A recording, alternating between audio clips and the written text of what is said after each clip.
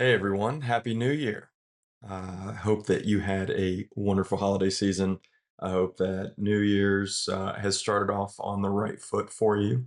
There is no doubt that the new year has started out with a bit of a bang, for a lack of a better word.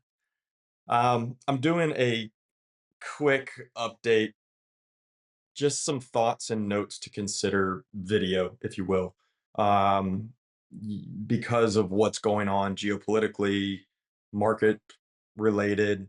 That seems to be, it has a bit of a gravitational force. It's kind of pulling people in. Um, you know, there's no secret to it. Right as the new year kicked off for us, just whatever 4 days ago on Saturday, um, the United States proceeded with what some are considering unprecedented. There's some history there, but we'll leave that out. But a fairly aggressive move in an area of the world that's not the United States, and you know, an area of the world that maybe has gotten a bit more attention because we're not completely numb to it. Because if this happens in the Middle East, we kind of think it's just another day. But when something like this happens outside of the Middle East, we tend to perk our ears up a little bit. I say that because there's, of course, some natural concerns. There's some volatility associated with this, even if the markets haven't necessarily reflected that yet. And there's some questions in people's minds, like, what does this really mean? And is this going to be a paradigm shift? We've had, I mean, really, 2023, 4, and 5 were bang up years for broad, although it's really not broad. We've talked about that enough. But broadly speaking, the way that we look at our stock market, our investment marketplace, our financial marketplace, our economic marketplace, right, as it relates to jobs and job security and some of those other factors, they've been pretty strong years. Of course, 2020 and 2022 each had their own respective, counter to the more bullish tendencies of 23 forward. But there are a lot of questions. Like, what is going to potentially unhinge this pretty aggressive, broadly speaking, kind of market thrust upward? And could this be the thing? At the beginning of last year, it seems like right in the first quarter of the year, every year there seems to be a little something that's getting attention. But at the beginning of last year, it was the tariff conundrum. There was a ton of fear around, are these tariffs that Trump's imposing going to be the thing that upends it? Is it going to disrupt supply chains? Is it going to create untold amount of chaos? And granted, we're just shy of a year in, and most of it is the news doing what the news does best, which is overhyping things, or at least using them as a weapon to hype up a story that starts to get you here. It pulls you out of here and it starts to get you here. And that keeps you locked in, it keeps you glued in, and it keeps you disrupted. And ultimately, if the news wants you to stay there, that's what they're wanting to do. And their news isn't the only guilty party. There's a lot of parties that are very guilty of this. I deal with it every single day.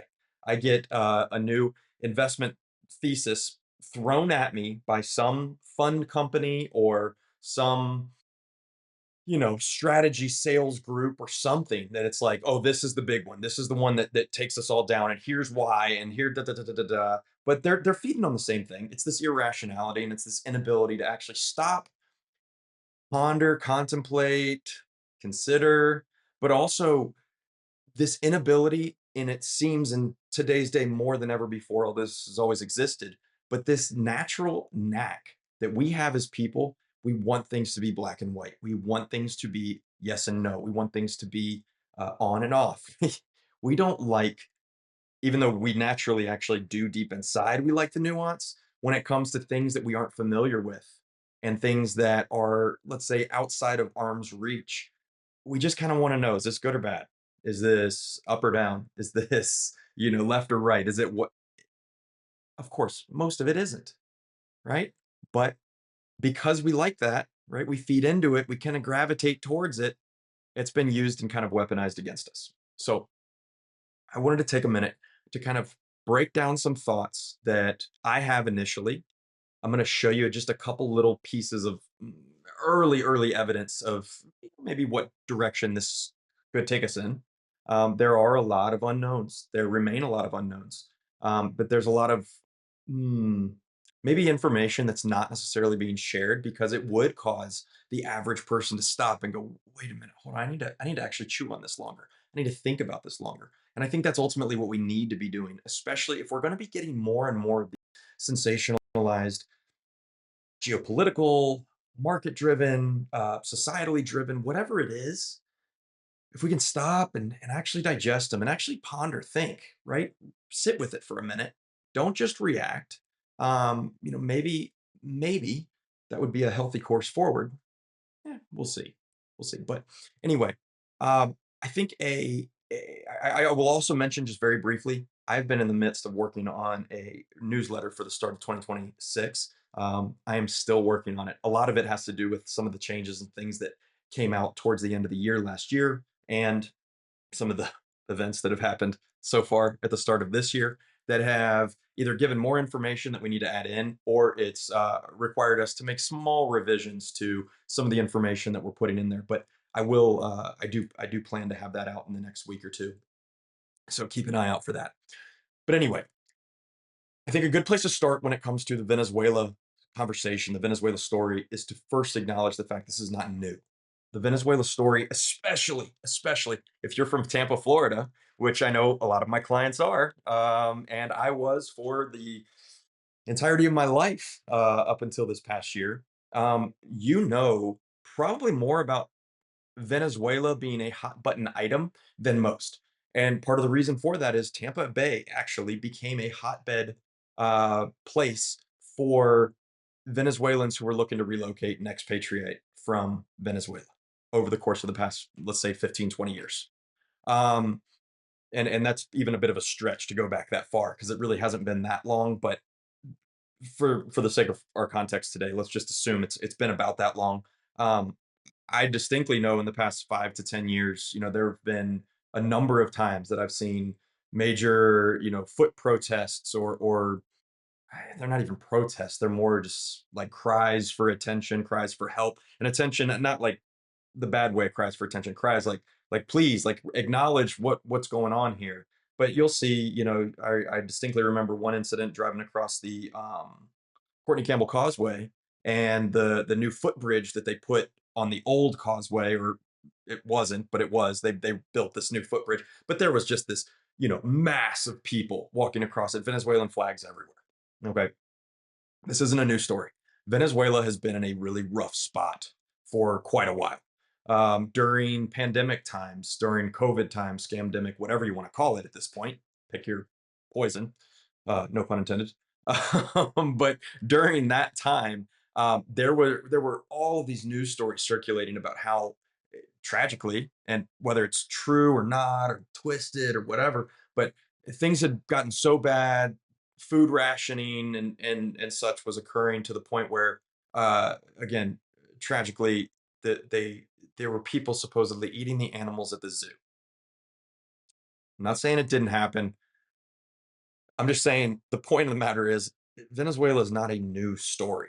And that, if you're paying attention, if you're one of those that just dials into geopolitical affairs, of course you knew it. If you're one of those who has been kind of, you know, maybe closely associated with someone from Venezuela, you have family, or maybe you have Colombian roots or somewhere, geographically close, you're paying attention to it, but most people really hadn't been until maybe the last quarter of last year, where all of a sudden we started to see this build of force or the show of force that began occurring down along the coastline of Venezuela.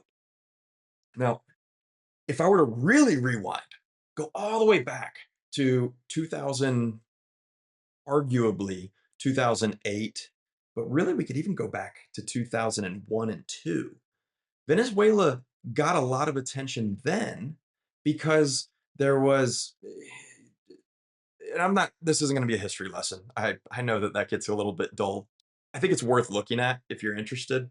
But, we had I believe it was Chavez, and we had the Sitco situation, which was this American company that basically like was doing business there, but they weren't. oil was nationalized, oil wasn't nationalized. What was really going on there? There was a big boycott of 7-Eleven as a gas station in America because 7-Eleven exclusively sold the Citgo gasoline. Um, so maybe that's just triggering a little bit of a memory flashback for you. So that story, keep it in your hip pocket because I think that that also is a critical piece to this. This is, again, it's not new. However, fast forward to Trump's first term. Something kind of curious happened then. There was Trump was calling everybody names. That's what Trump does. It's a name caller, right? He made his first, let's say, stint in the White House.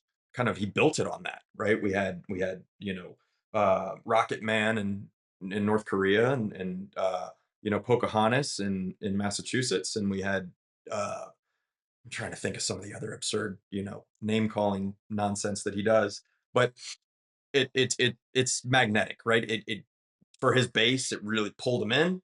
But one of the things was he was going after Maduro, but it just never really stuck. What he did do though was he made several mention of the name Juan Guaido, and I had to make sure I pronounced that right. Juan Guaido. Juan Guaido. The name may ring a bell in your mind. You might remember a State of the Union address where a certain Juan Guaido was acknowledged. He was actually there, if I recall correctly. But Juan Guaido, who is Juan Guaido? Juan Guaido was apparently the elected, take that for what you will. I'm not there, right? I'm not, look, I don't even trust Americans' elections anymore. I think they've become so absurdly politicized that we can't even honestly have a decent election here. But if you assume that that was the case, right? He was the democratically elected leader, and Maduro didn't let him come into power, and he seized his assets and blah, blah, blah, blah, blah. Now, who was this guy? The guy's 30 at the time. He was like 35, 36 years old. You know, why him? It was kind of like a Bukele situation in uh, El Salvador, right? This young, vibrant character, this charismatic character that was supposedly the new elected. Now, granted, he was a Democratic Socialist Party, but that kind of takes a different definition in Venezuela than it does here in America because of the context of the situation and everything else. But by and large, he was the antithesis to what Maduro was, supposedly. Maybe, maybe not. Again, how can we ever really know? I bring that up though, because that was kind of the first glimpse that we really had into Trump had his eyes on Venezuela, maybe more than people gave credit to at the time. It could have been he was just simply doing some political pandering. He was, cashing some checks from someone. Someone had a vested interest in that. And they wanted to make sure that it was at least put on the docket for future revisitation. All right. Now, Juan Guaido supposedly is exiled from Venezuela, yet maybe that wasn't the whole story. There seems to be some evidence that, in fact, he went back to Venezuela. His assets were given back to him. It was almost like it was like a theatric. It was a show. A lot of people still have a lot of questions about that. We don't know the answer. The answer is very inconclusive, and anybody who says that they do know probably pulling your leg a little bit, and they're trying to just kind of, the what's the term that's the appeal to authority, right? They're just saying like, oh, I'm an authority figure, therefore I know, therefore you should just believe me. Ugh, careful with that, right? There is a lot of uncertainty there. But the next kind of piece in this puzzle is now all of a sudden we saw this at the start of last year, and this is where I'm going to start kind of connecting dots for you a little bit. Drugs. We know that fentanyl has been the go-to boogeyman within our borders for quite some time now. Ironically, fentanyl is the boogeyman. Meanwhile, the Sackler family, effectively the centerpiece in the puzzle about the opioid epidemic in America. Famously, movies and documentaries have been made about them. Incredibly wealthy family, basically get nothing more than an effective slap on the wrist. Not a single one of them goes to jail. They have killed more Americans by their pharmaceutical hand than arguably than fentanyl even has, right? But the the idea is fentanyl's the big bag boogeyman. Don't worry about OxyContin and some of the other, because those are medical, and medical's always good. Mhm. I'm being a little bit facetious here, and I forgive me for kind of getting a little sarcastic on that. But I do think it's absolutely absurd that we will protect these certain people, and then, of course, we'll villainize effectively the exact same thing that's having the exact same effect on people. But we're going to use it for geopolitical ends. And fentanyl comes up because, again, going back to the start of last year, one of the big arguments as it related to Mexico and Canada was, oh, we're really hitting them hard because they're letting fentanyl into our country. That's a big piece to this because, again, that was building a lot of public urgency. These are supposedly our greatest trading allies. These are supposedly, and granted, yes, we have political differences with them and blah, blah, blah, blah, blah, but we seem to have always been able to work around it in the past. Now, all of a sudden, it's they're letting the fentanyl in and they're encouraging it, or they're, in other words, somehow responsible for it. So we need to hit them so that they'll then crack down on it. Did that ever happen? That's the beauty of today's news cycle. It doesn't matter, right? Because they don't ever have to report on the success rate of the thing that they're supposedly trying to solve. Instead, it's just like move on to the next topic, move on to the next topic. Let's keep you zoned in and focused on the next chaotic crisis to keep you and opinionated, and instead go like, I wonder, has fentanyl ended its trade across our most immediate borders? I don't know. Has it? I don't know. Of course, illegal entry to the United States has radically shifted as it was, again, let's say 18 months ago, or greater, back, prior to Trump's inauguration.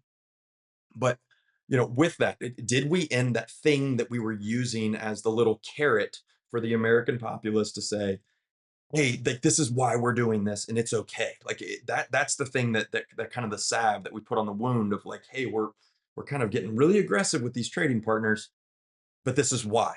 Okay, fine. Right, leave it. Maybe we should ignore it. Maybe we shouldn't look for the data that supports whether or not it was successful, or it doesn't matter. Okay, moving on.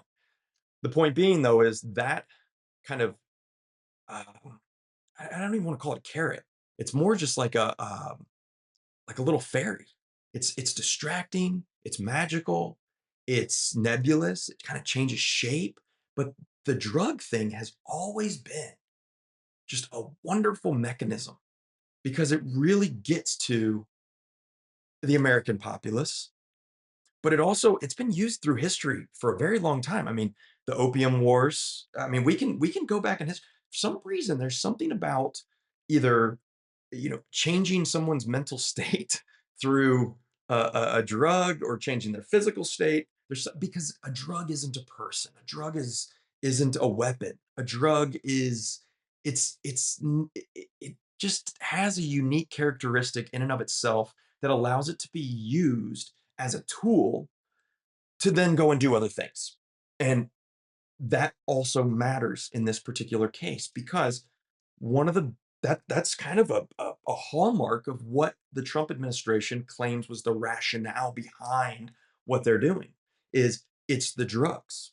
It's the drugs. Now, anyone with a brain is going to go, all right, maybe there's drugs. Fine.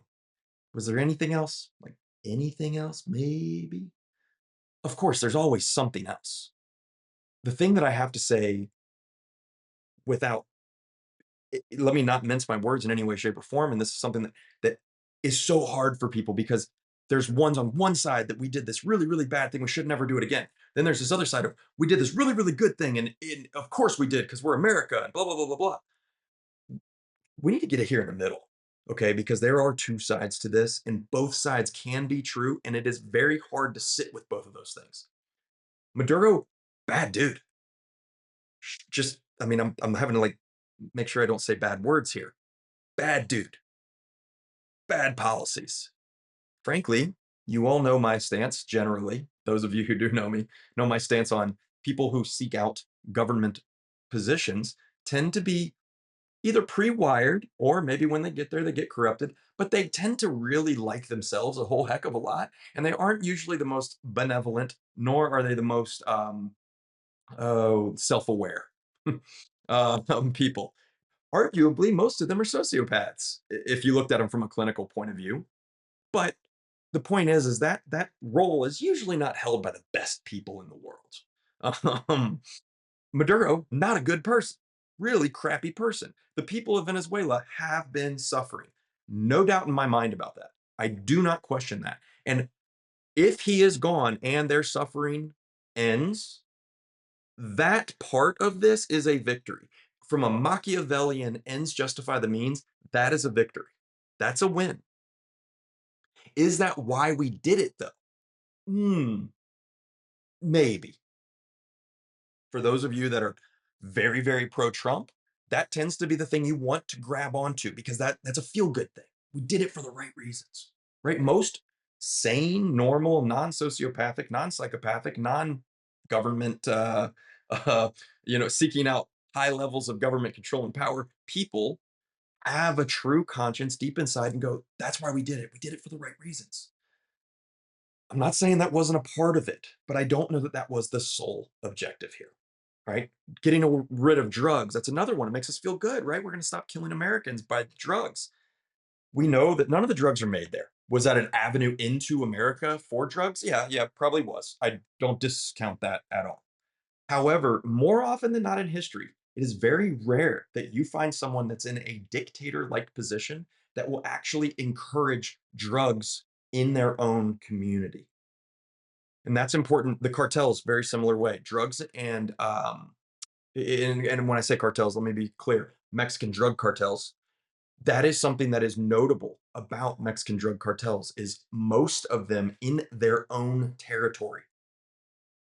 They're very crime-free areas because they do not want that crap. They're there to make money on that. They don't want it in their communities.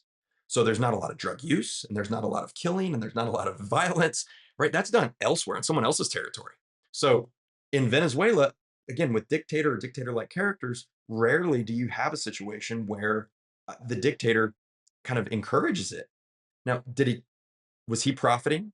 Very well could, right? Like even directly, he very well could have had state sponsored or let's call the state in this case Maduro state sponsored drug rings that were then bringing the drugs to different countries or using different mules or whatever to move them and blah blah blah blah blah. Now, why does all of this matter for financial planning? I promise I'm getting there.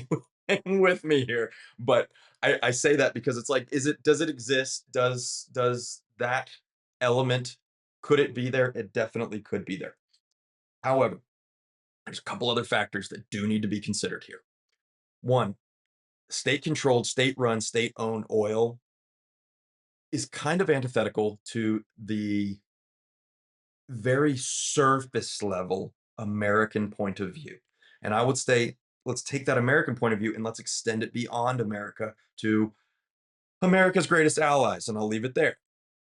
Um, by and large, state sponsored, and in case somehow this gets lost in the context of what I'm saying here, I don't like state sponsored anything. I am very anti-state sponsored, but for much deeper reasons than what is typically talked about from the, let's say, Western American point of view. But the state sponsorship of it does mean it prohibits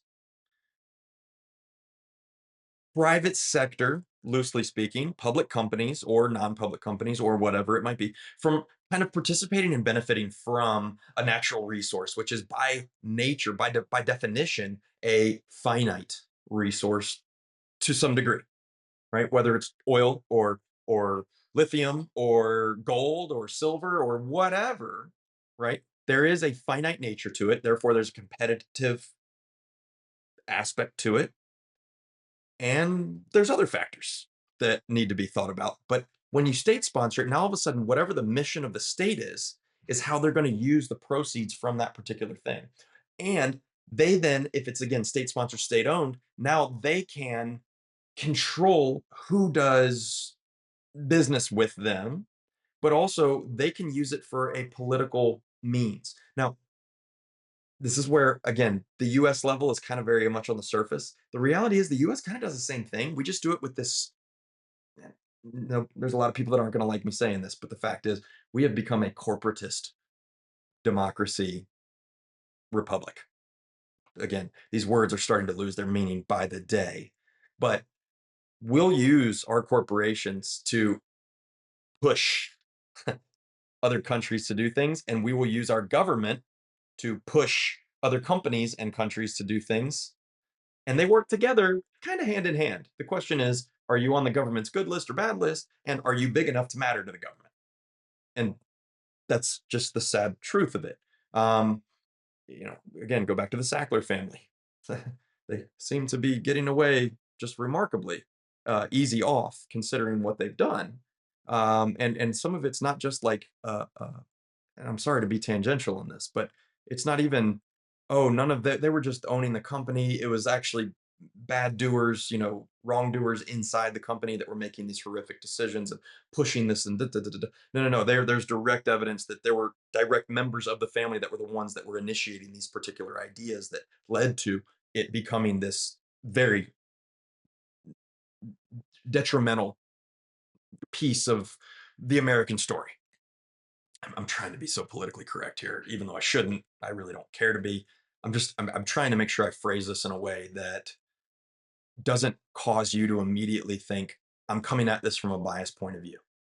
Because that is my objective here is to not be biased. So I want to choose language that doesn't trigger that thought in your mind, like, oh, I don't even want to listen anymore because he's not thinking about this from all sides.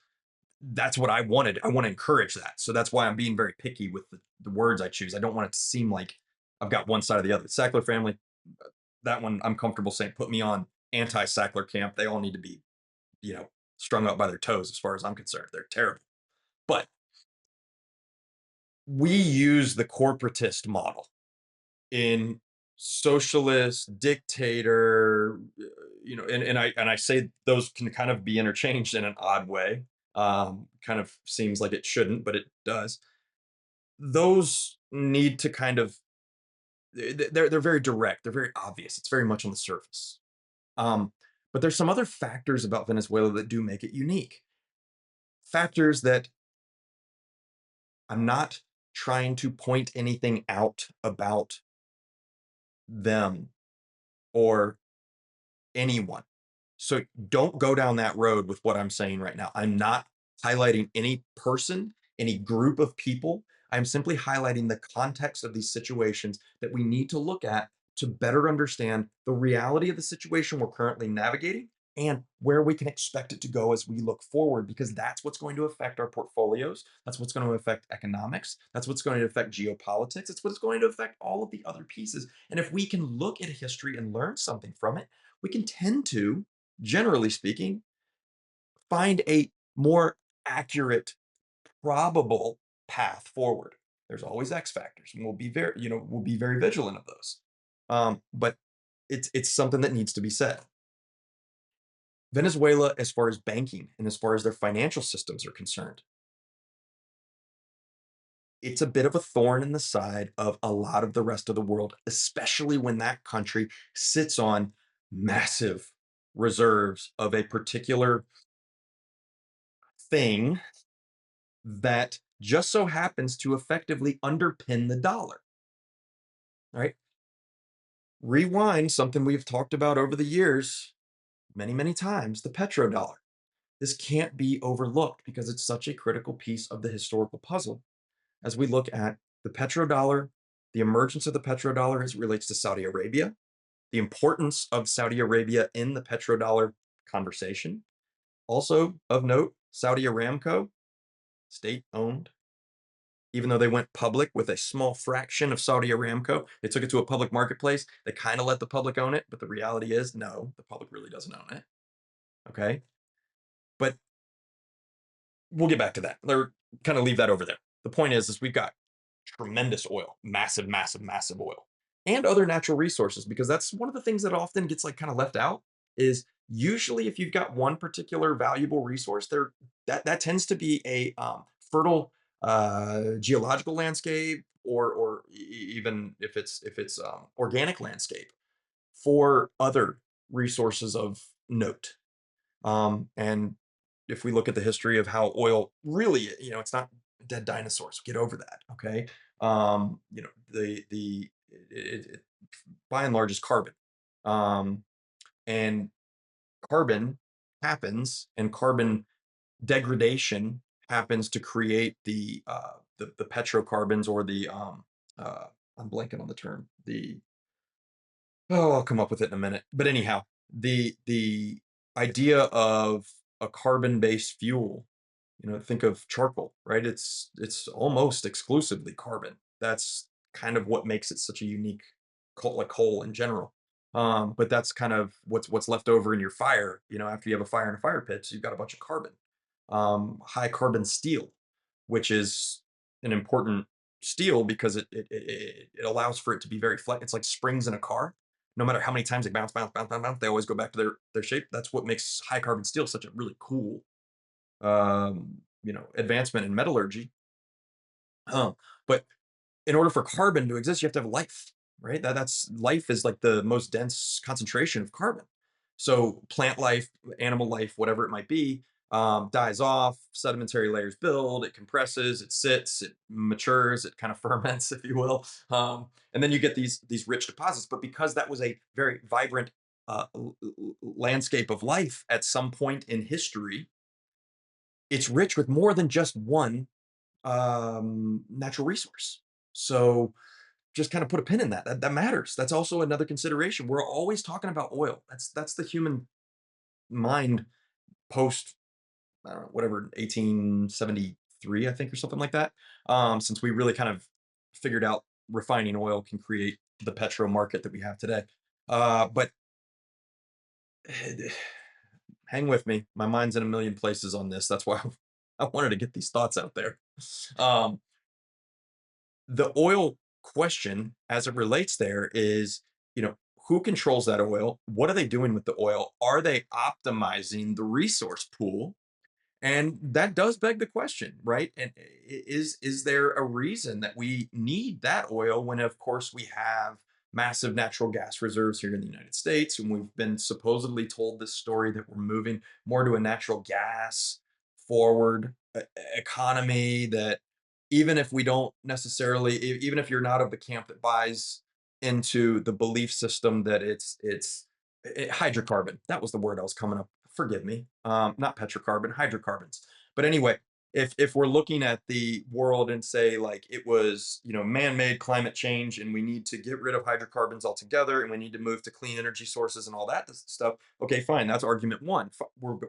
Argument two is we're running out of oil, right? We love oil, but we're running out of it, so we need this alternative fuel source. Okay, either one of those, pick your side, I don't care. The point is, though, supposedly we're like moving off of oil. Why are we concerned about making sure we have this like massive rich pot of a very different kind of oil than we get out of the Middle East and out of the United States and out of other oil projects? um, Venezuela's oil is really, really nasty, but because of that, when you go through the distillation process, you can actually derive a greater amount of the distillate products than you do from some of the cleaner oils that we'll see coming out of open water drilling rigs and out of Saudi Arabia and some of the other areas where the natural gas is also very prevalent, like Qatar, however you like to say it. Massive, massive natural gas pool. But as far as that goes, right, Saudi Arabia, right next door, their oil is much cleaner oil, but the distillate products aren't as robust. So, little side note there for why Venezuela is kind of different in its oil reserves, but it's got a ton of them. They're the massive reserves. Okay, um, but we see this kind of play out where the other question becomes the banking question and the financial question, and that does matter a lot. Um, Again, not to point out any specific people or groups of people or any of the sort, but Venezuela has a lot in common with, and the Maduro story echoes a lot of what we saw with Gaddafi, a lot of what we saw with um, Saddam Hussein.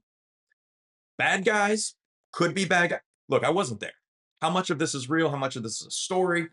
There's video evidence that, like, like we know for a fact Saddam Hussein's kid was an absolute nightmare monster. But was Saddam Hussein?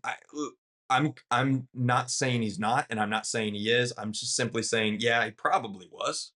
But we've definitely been told that these were the bad characters in the story. Yet their economies had a lot of similarities to what we're seeing in Venezuela play out. So that's kind of the pro liberate people, get people out of under a repressive regime. Con is like,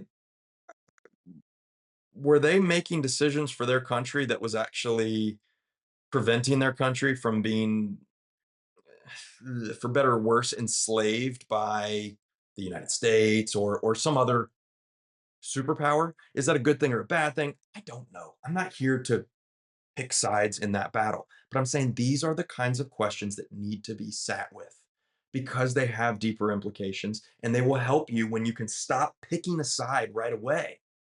You're able to then look at these circumstances and go, all right, how could this play out differently than maybe what I'm instinctively thinking it's going to play out as? Right? If you're in the extreme anti-Trump point of view, you know, he is enacting Monroe Doctrine in an aggressive way that now sets forward a path for the future for American leaders to do some of the most unconstitutional nonsense ever.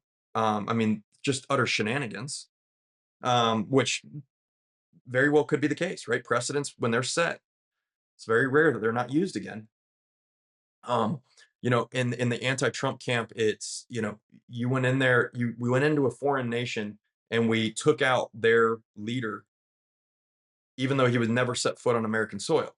Like there's a problem with that, right? There's definitely controversy. The other side is, you know, this is an oppressive regime. This is a regime that has hurt a lot of people and done very, very bad things economically.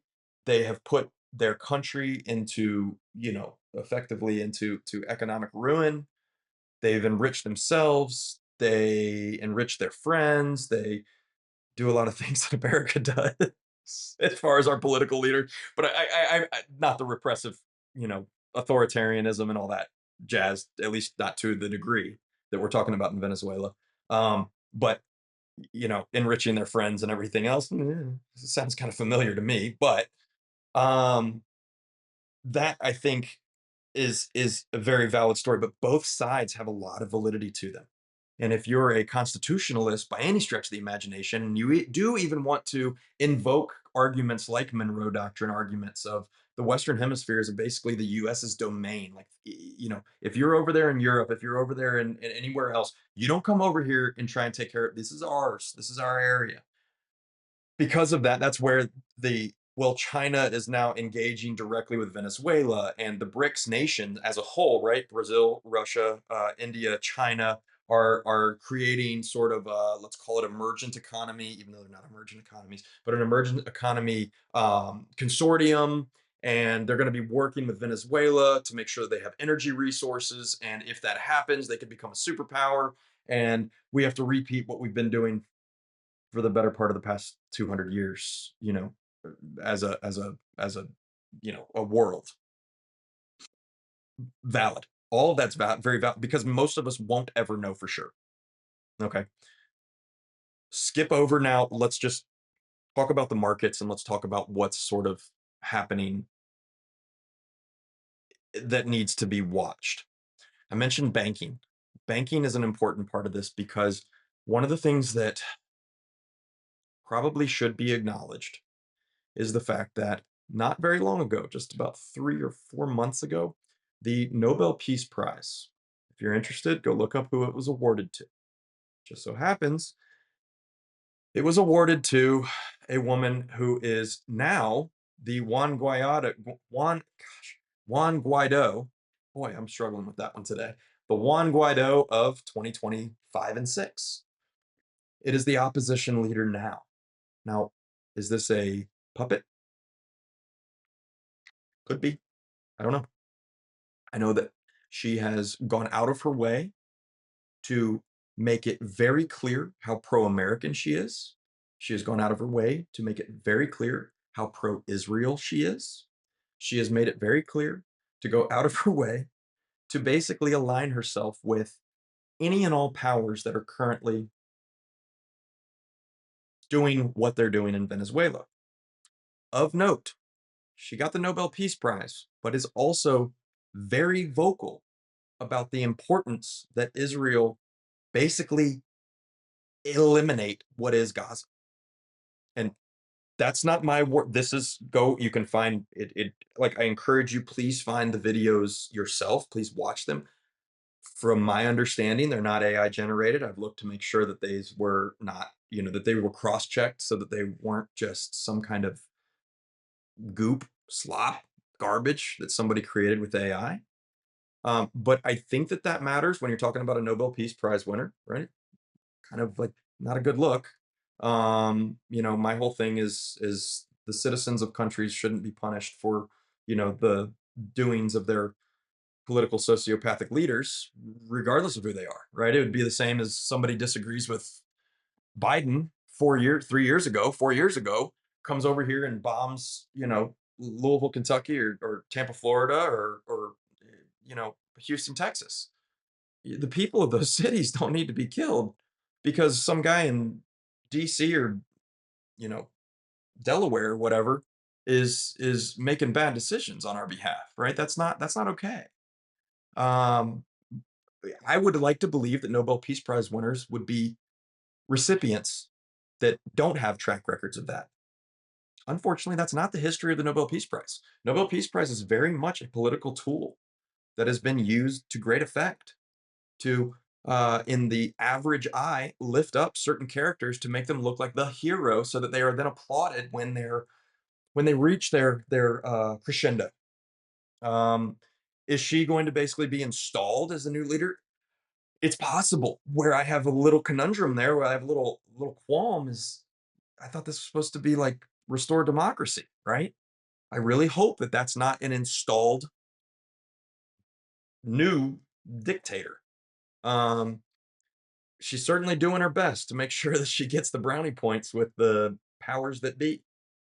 Um, I can't leave that out of the equation because that then does bode actually quite favorably for U.S. oil companies.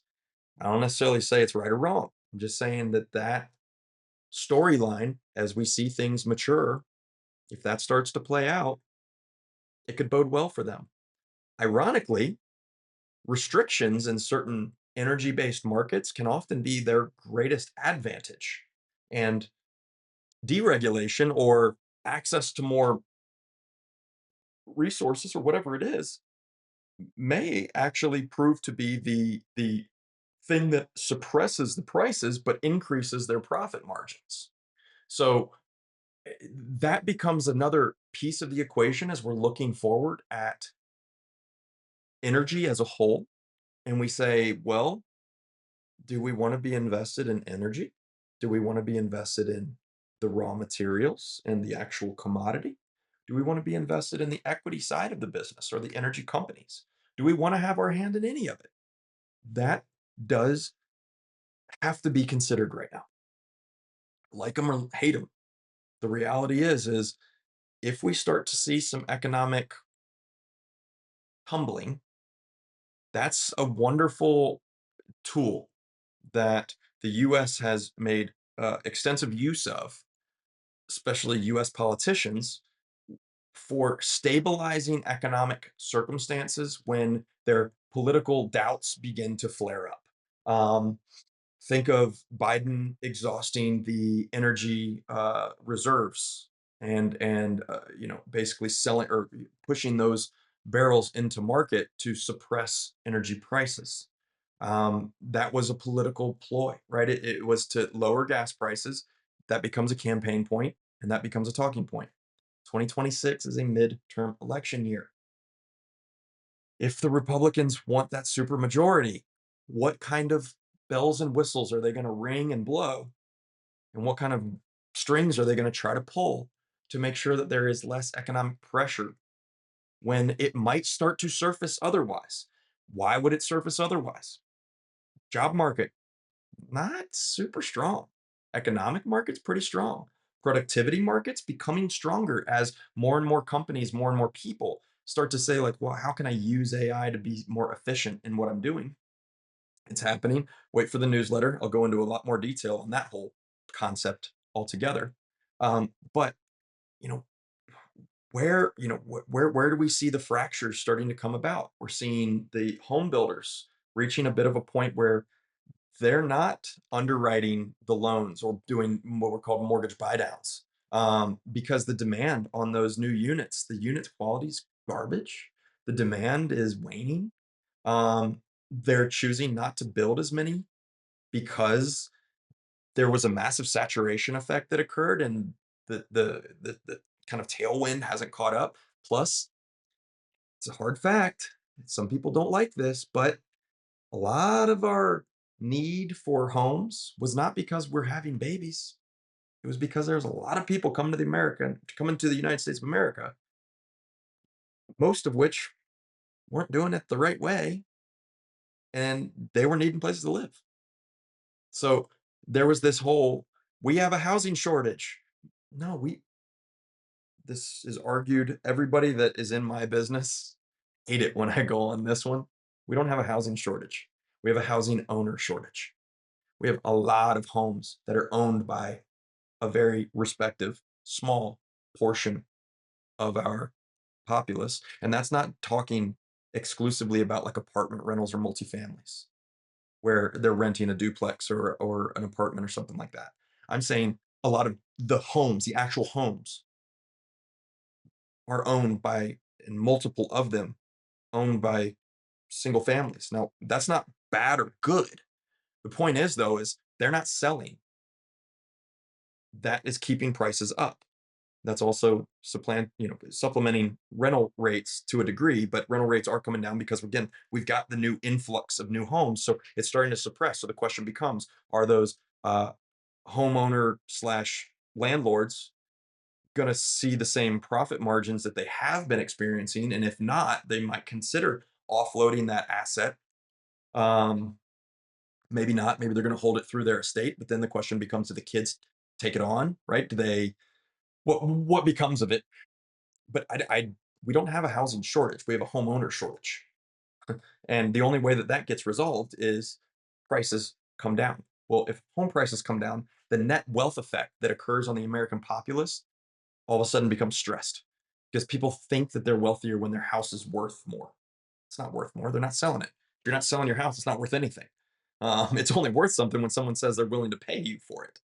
Uh, if that continues to trickle in the direction it's currently trending, okay, there's going to be some economic pressures. Again, unemployment. Can people pay their rents? Can people? We don't know. What are we going to do? We being speaking on behalf of the collective powers that be, you know, they would theoretically want to suppress energy prices. Um, there's a lot of questions about the energy drag as a result of the AI infrastructure. Again, more to be said on that later. But is that actually propping up energy prices for the average household? In other words, are they kind of like, is the average household carrying the weight of the energy costs needed for these data centers? Mm, it's uncertain right now, but would there be a way that then we basically federally, underwrite, or not underwrite, but federally come in and offset those prices? It's unknown.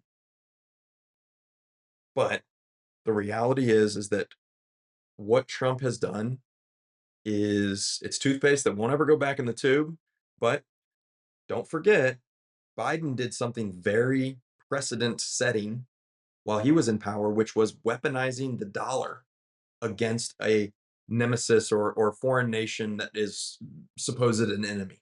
Whether they are like, and I say suppose, that's the angle they come at it, and that was Russia.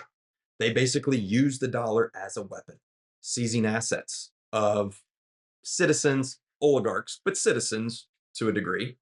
Um, that was precedent setting, and that began, or at least that was newsworthy enough to get in the average person's mind. Is the dollar like, is it as safe as we once thought it was? And then there's questions, well, China and India are making deals, and Russia and India are making deals, and Russia and China are making deals, and now we got Venezuela in the picture. Iran, of course, always comes back up.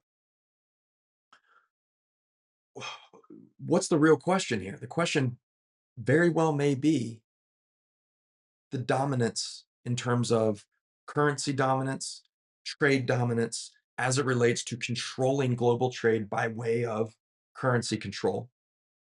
Because if you can control the money flow, you can control pretty much everything underneath. So that does tend to be, to me, the real reason behind what's going on in Venezuela is they were wanting to cap or take away a mineral rich resource pool from the other side so that they then couldn't effectively create their own petrodollar approach and kind of rewrite history as we've seen it play out for the Americans' benefit. Um, is that really what they were doing? I don't know. Not even. I'm not going there. But I do think that there is a lot of validity in the counter arguments, the con arguments, like the con to the Venezuela story being they did it for the oil. Kind of. I think there's more to it. Um, and I think that that needs to be thought about. So this is the long form. I'm not going to show it.